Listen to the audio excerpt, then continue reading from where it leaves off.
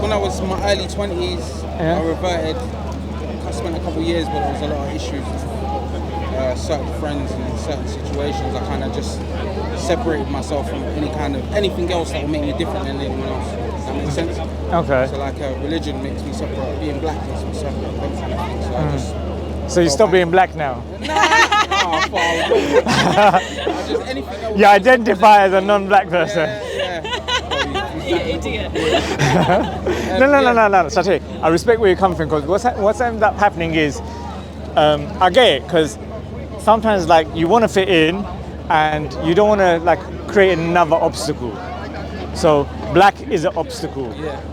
Economical, how much money you've got is an obstacle. Do you know what I mean? Your environment, your postcode is an obstacle. Now what you believe becomes an obstacle. But I think like, look, you're a different man now, no? Yeah. Or you're the same man you was 20 years ago? Nah. She can testify to you, yeah? Yeah. Did you know him when he was in his 20s? No. Glad. Yeah. Alright, so now we're a fresh perspective, fresh pair of eyes, because it wasn't necessarily something about Islam that you left. It was just the fact that it was different to use the outcast, use the odd one out. I wouldn't say it's just that. I would also say it's a lot of devotion as well. And at my age at the time, I gave as much as I could, but it wasn't enough. What kind of devotion to what? Tell me. Ramadan you used to find hard. That I could deal with and stuff like that, but it was also a lot of giving up a lot of things that... Like what? I don't know. Easy, just keep in mind it's being filmed, the missus is here, your kid's here. A lot of things, Okay. Things. But a lot of it's things that you're not really so much, I wouldn't say allowed to do, but you shouldn't be doing. Drinking, is that something you do now regularly? Not as much as I used to. Yeah. So like I said, look, from a new perspective, like, do you see the harms of drinking alcohol? Imagine you had to make a choice, not your personal choice, as in the world that you're raising your child in. There's either alcohol or there's no alcohol. Which one would you choose? No alcohol. No alcohol. Yeah, but that's a rhetorical question, because the whole world sees what alcohol does anyways, isn't it? No, but you know that as a general rule it makes sense. Yeah. If you could get your child to either take the risk of drinking sensibly or not drinking at all, because it's a risk, because he might drink sensibly, he might get addicted to it, he might have a car accident, it might lead to domestic violence, he might lead to liver problems, or it might not. Does that make sense? Yeah. So that's why these things are called vices, though, isn't it? You know what I mean? So you see it as a vice? Yes. Yeah. I do. So the way I look at it is like, look, at the end of the day, in Islam, we differentiate between what you need to enter paradise and what would get you sin or obstruct you to get in paradise. It doesn't mean you're not going to enter paradise. Yeah. It just means that you're but you can disobey God and still be a Muslim, as long as you don't reject the belief in God, as long as you don't make partners with God, as long as you don't challenge the law of God. Yeah, I'm weak. I can't particularly act upon this law of God. Yeah, I can't implement it in my life, but I know it's wrong. I'm trying to stop, or at the moment I don't want to stop due to weaknesses, but I know it's wrong. So you're not rejecting the law of God, because rejecting the law of God is you rejecting God. Yeah. Does it make sense? Yeah. Because it's like disbelief. It's like, no, God, you're wrong, I'm right. You've forbidden this, but there's goodness in it. Like, wait, you're challenging God now. So none of that is taking place. Yeah. What's your name, by the way? Jamal. Ridwan, young man? Therese. Madam? Sarah. Nice name. I don't know. We're gonna talk about Sarah. Yeah. You know what Sarah means, right? Arabian princess. Flower. It means princess, but it's famous for being the Arabic for the wife of Abraham. Yeah. So it's Arabic. It's an Arabic word, and that's. I am Arab. Are you Arab? Yeah. Oh. This is too much. This is too much. I'm going to go back to it, then we're going to address this, and I'm going to talk about all of this. We're going to unravel all of this, with your permission. So I'm saying that, look, do you believe there's one God? There can only be one, but don't know who he is exactly. But yeah, there is one. There is one. Kind of thing. So yes. yes. Yeah? Yeah. We're gonna go into who that one God is, hopefully, and give you good reasons and convince you of who that one God is. Yeah. Now that being said, there's one God. Now, does that one God have the right to be worshipped and obeyed?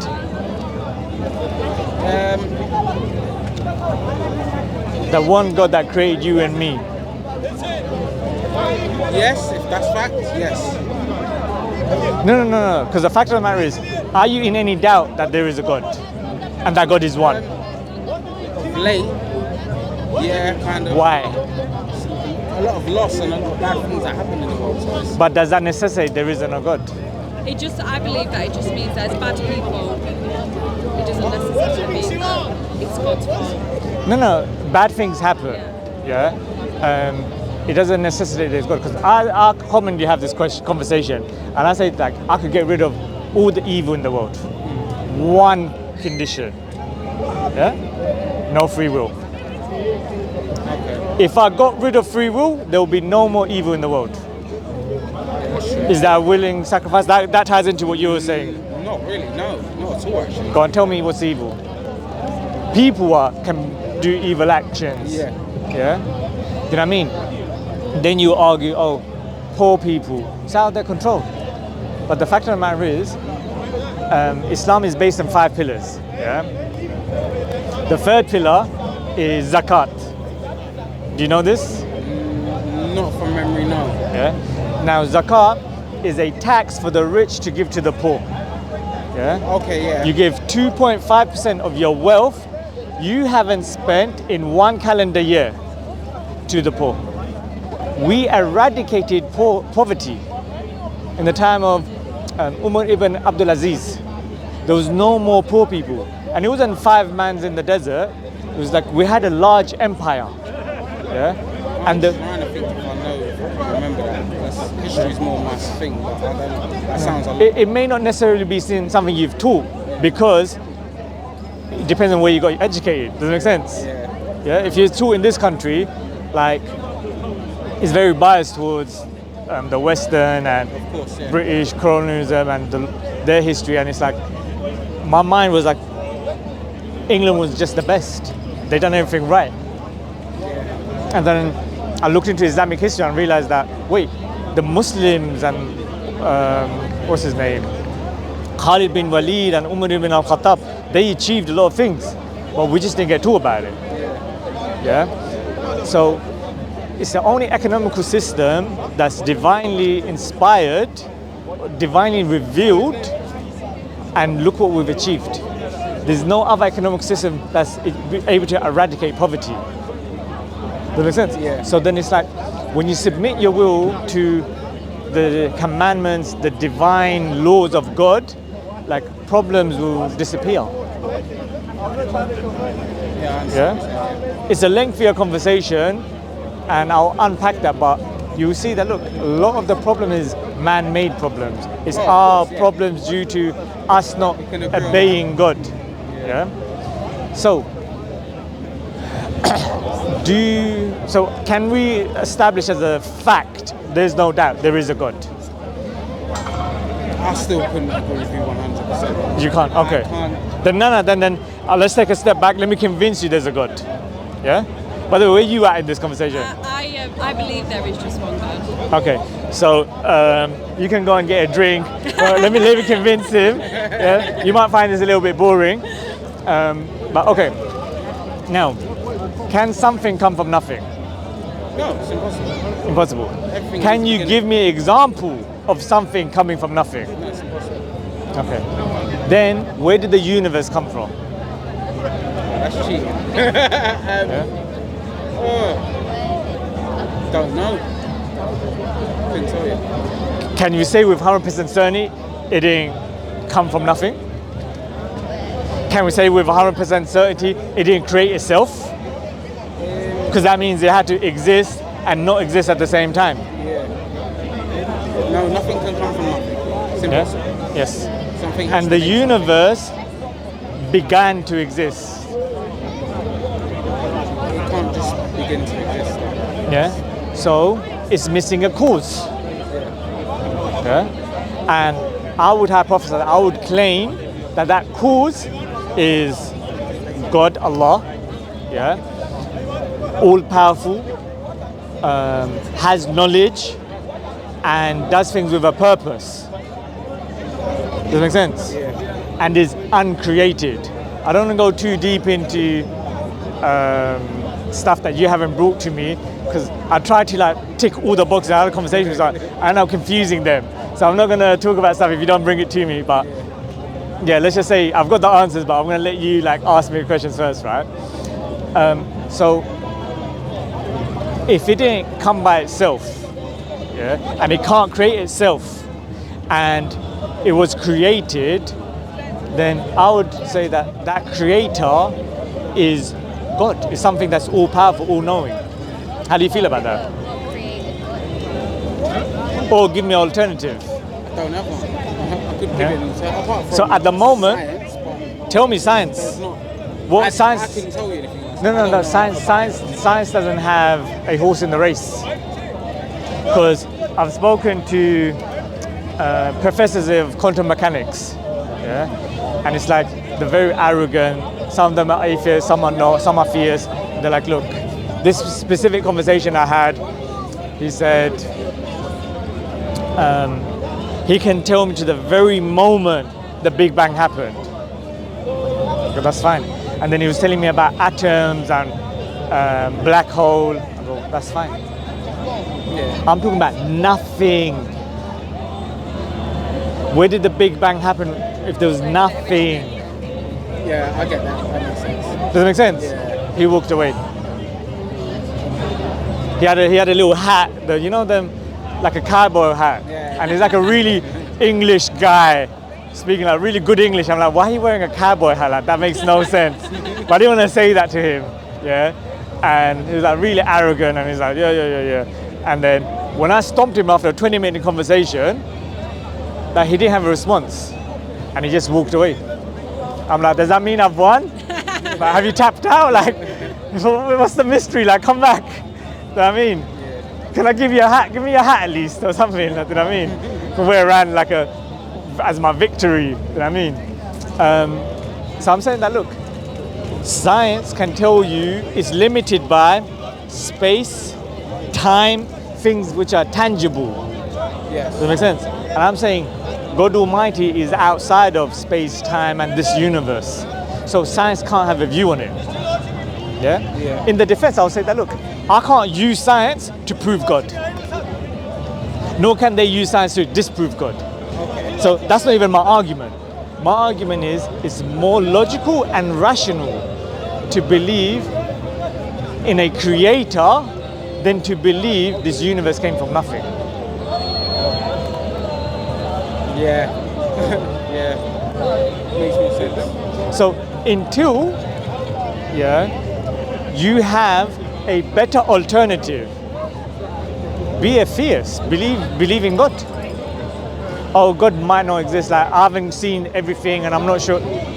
But with the information you have now, you believe in God. In essence, yes. Nah, you can't be one foot in one. Like, I'm not pressuring you, I'm not forcing you, but does that make sense? Yeah. Like, you don't apply that level of cynicism to other parts of your life. Yeah? Is this your partner? Yes.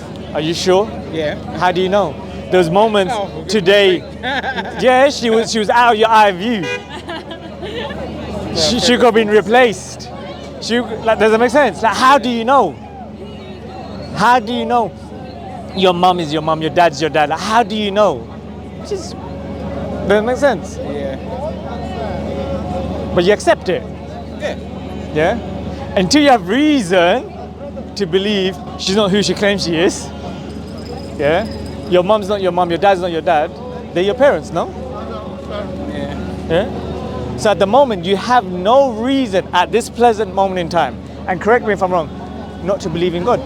Because it's the most logical, rational belief. No. Huh? No, I don't.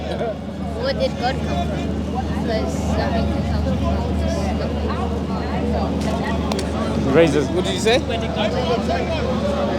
That's another whole case. Yeah? No, it's a good one. Very, very good. How was God made if nothing can come from nothingness? Thank you. God by definition, Allah by not necessarily God. Allah by definition is uncreated. Yeah, Allah was always there. You need something that's not dependent, uncreated, otherwise the universe won't exist. Does that make sense? And the Quran gives a definition of this 1400 years ago. Yeah, in chapter 112, verse 3. Yeah. With a four-line definition of God, and says, say Allah is uniquely one. Yeah? He's self-sustaining eternal. Self-sustaining eternal. There's nothing in this universe which is self-sustaining and eternal. Does it make sense? Yeah? Basically, everything needs something else to exist. Yeah. Excluding Allah, because Allah is self-sustaining eternal. He doesn't have offspring, nor was he born. He was not created. So 1400 years ago, a unlettered man, the Prophet Muhammad, is giving us a beautiful, perfect four-line definition of God. And the fourth verse is, there's nothing comparable, there's nothing equal to God. There's nothing equal to God, actually, that's a more correct translation. Yeah? How do you feel about that? Does it make sense to you? Yeah? Because another simpler way of thinking about it is, who created God? Who created God that created God? Who created God that created that God that created that God that created that God? Yeah? It will just never stop. You need something that's uncreated, or yeah, we'll get to the 5,000th God and it's like, yeah, but who created you? Where did that come from? Yeah? Make sense? Any questions? I like you, man. I like you. Yeah? That's the kind of worms I didn't want to open up, because I asked the question, and if you don't answer the question, you won't really, like, you just wasn't thought about it. And I had a conversation yesterday with someone, and I felt so guilty because it's like, she just didn't get it. It was like, it just blew her mind too much. I'm like, next time I'm just going to take it easy, open up some kind of worms. But yeah. Okay, so, do you believe in God? Do you believe there's a creator? Every sentence you say kind of chips away at my thoughts. I would still say I'm not sure. If I'm honest. Okay, that's fine. Let me give you some more evidence. Yeah? No, it's good to be honest.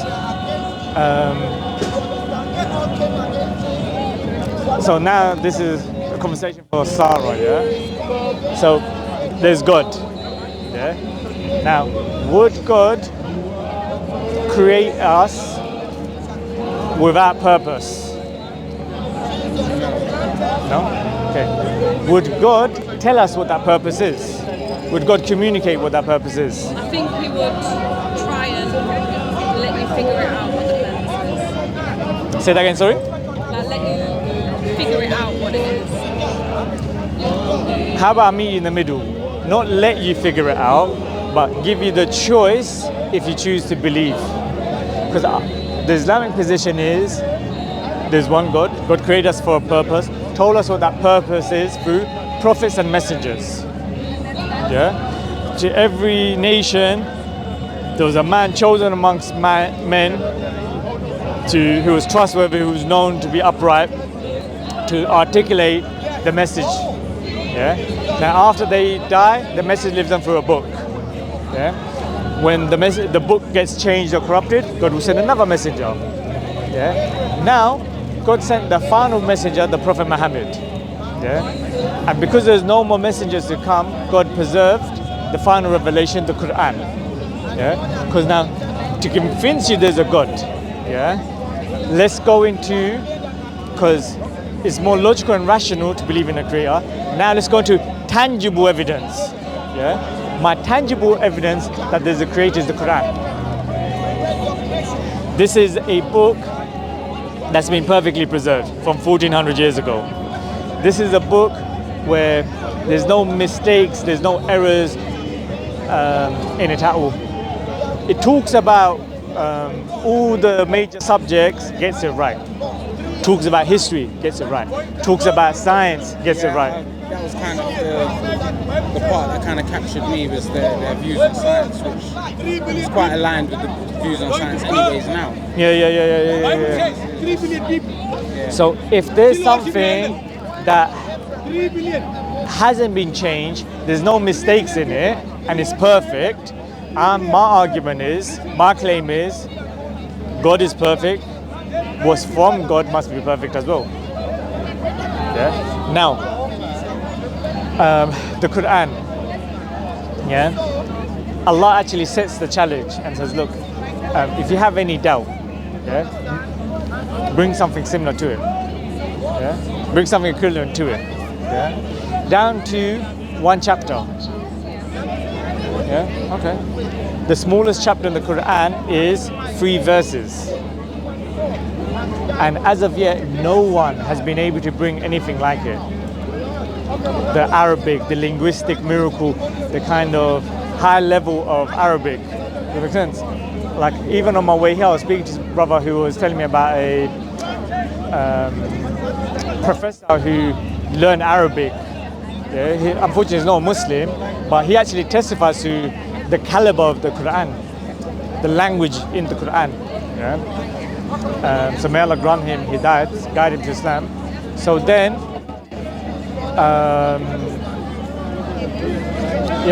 so things are happening which are distracting me. Yeah. A'udhu billahi minash shaitanir rajim. Habibi, just go and diffuse that, man. Bugging a little bit. He's drunk and he's a teenager.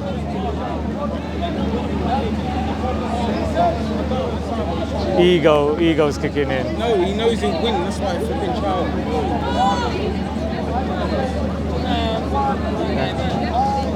But yeah. Alright, going back to this. What was I saying? Sarah, come on, pressure. Don't do that to me. Oh yeah, he agreed to speak to you, didn't he? Help me out. Let's see what you got. Lose track of my thought process too quick. So we're talking about the Quran being preserved, linguistics, miracles. So now, when it talks about science, it gets it right. Yeah, and there's no mistakes in it. Then would you not testify to the fact that it's from God? Yeah. You wasn't. I'm giving you more evidence. You're someone who's read through the Quran, right? A number of years ago, yeah. Yeah. Read through it again, you're going to benefit in a newer way. And you didn't find any issues with it, did you? No, but to be fair, I was more looking for the information that was given to me. I was more looking for that. I didn't look at it from a view of I'm reading a book from start to finish with not knowing anything. Yeah. I was told certain things, and I was just trying to verify more. But what you verified, you was able to verify, right? Yes. Then? In the book, yes. Then? What's your point? Doesn't make sense. But you didn't read it cover to cover. Information, it's not back to back, if that makes sense. But that specific information is correct. And Muslims who spoke to you didn't lie to you. Yeah? If you read it cover to cover and you sat with a scholar, yeah, it's not necessary to sit with a scholar, but there are some things where you would benefit more taking it from someone with knowledge, when was it revealed, what specifically is it talking about, then you could bring more of it into your life. But when you read it, you wouldn't have had any issues with it. And I mean, from what you read, you didn't have any issues with it. And if you read all of it, you probably will practice more Islam for a longer period of time. It will strengthen your faith. Just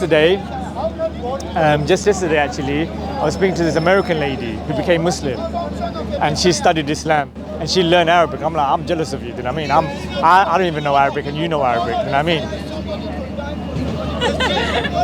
I only know little pieces, not much. That just reminded me, madam. We're gonna get. In fact, you can verify the linguistic miracles of the Quran. Can you read Arabic? If you try to learn, would it be easy for you to learn it? I think parts parts of it would be, because when I was much younger, I used to get it taught to us every night. But then as the years have gone on and I've like not had like my nan and granddad has not been around, so obviously they've passed away, that's slowly like disappeared from my memory. So it'll be easier for you to verify what I'm saying about the linguistic miracles. Because I'll be honest with you, that's the argument the Quran uses. My weakness, I don't use as much as I should, because I feel like for you to truly appreciate it, you're gonna have to learn Arabic, or you're gonna have to listen to someone else telling you how amazing it is. So the stuff I tell people is stuff they can verify. For example, the preservation of the Quran. If you Google Birmingham Quran manuscript, we have a carbon dated Quran verified by Birmingham University that says that, look, it's been preserved in the lifetime of the Prophet Muhammad, peace be upon him. So it's been perfectly preserved. We have evidence of that. I'm not even going to the Muslim sources. I'm not even going to, even in Oxford University, they've got verses and chapters of the Quran, which they've testified as the same Quran. They've got over 2 million people memorized word for word, letter for letter, dot for dot. Because our primary source of preservation is an oral tradition of memorization. You know, yeah. Remember that at least. Yeah. No, it's all good, because the fact of the matter is, look, I would say, yeah. So how do you feel about what I've said so far, by the way? I believed in I would have to read again. Yeah. I'm going to give you a free translation of the Quran. Yeah, I would have to read again. How do you feel about it, Sarah? By the way, before you say that, hold that thought. I feel like you're coming from a place of skepticism, which is unnecessary. Does it make sense? Yeah.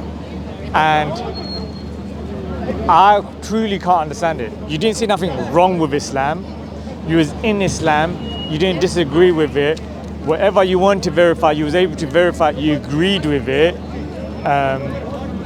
You agree it's more logical and rational to believe in a creator than not to believe in a creator. And still you're like, that level of cynicism, like, I don't get it. It'd be more than just the one thing. I said I'm incredibly impulsive as well. So Pardon? I'm incredibly impulsive. So, You don't sound it, mate. Huh? You don't sound it, mate. I know, but I am. I'm incredibly impulsive. So it's also... Which is good, because I'll be honest with you, the American lady I spoke to yesterday, right, who became Muslim, she just procrastinated for like 3 years. She's telling me she lives near a mosque. She wants to go to the mosque. She would open the window, listen to the azan, because it gives her peace. Okay, yeah. And I thought to myself, if you get peace from listening to the azan, how much more peace are you going to get from doing the actual prayer? Because the azan is the call to prayer.